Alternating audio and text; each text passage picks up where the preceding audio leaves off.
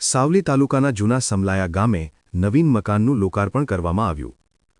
આદરણીય વડાપ્રધાન શ્રી નરેન્દ્રભાઈ મોદી સાહેબના નેતૃત્વમાં ભારત દેશ પ્રગતિના પંથે આગળ વધી રહ્યો છે અને ગુજરાતના માન મુખ્યમંત્રી શ્રી ભૂપેન્દ્રભાઈ પટેલના નેતૃત્વમાં ગુજરાત અડીખમ રીતે વિકાસ કરી રહ્યું છે।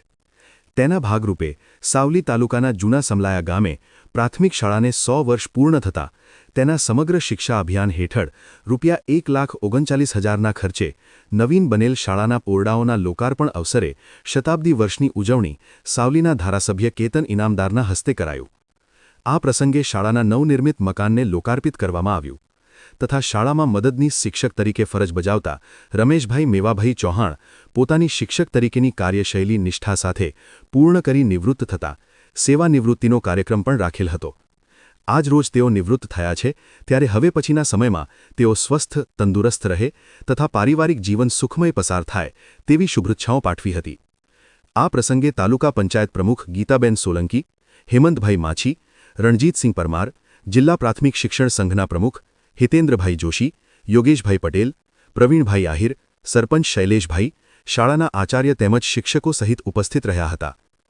આશા ન્યૂઝ ગુજરાતી રિપોર્ટર સૈયદ મુસ્તાક અલી, સાવલી।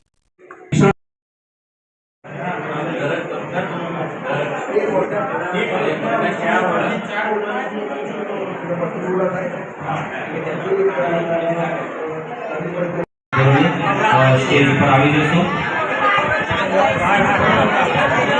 બાકી રહે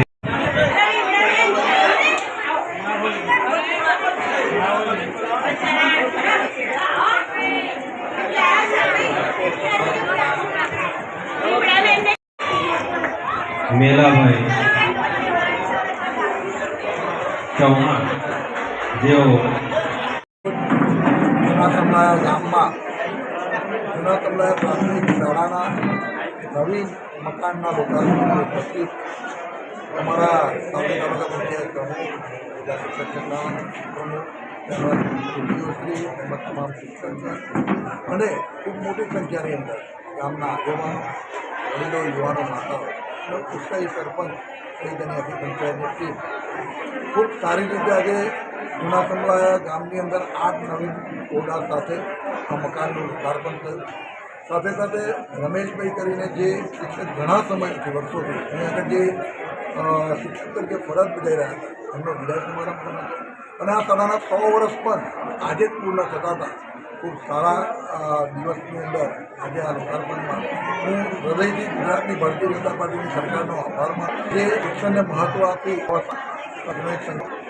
આની અંદર ભણતા બાળકોને પણ આપું છું કે સારું શિક્ષણ અને સારો સંસ્કાર ખૂબ ઉચ્ચ કક્ષા છે એ પણ કૃપાળુ પરમાત્માને શક્તિ આપે। ફરી આ શાળાના કાર્યક્રમ માટે તમામે હૃદયથી શુભેચ્છા।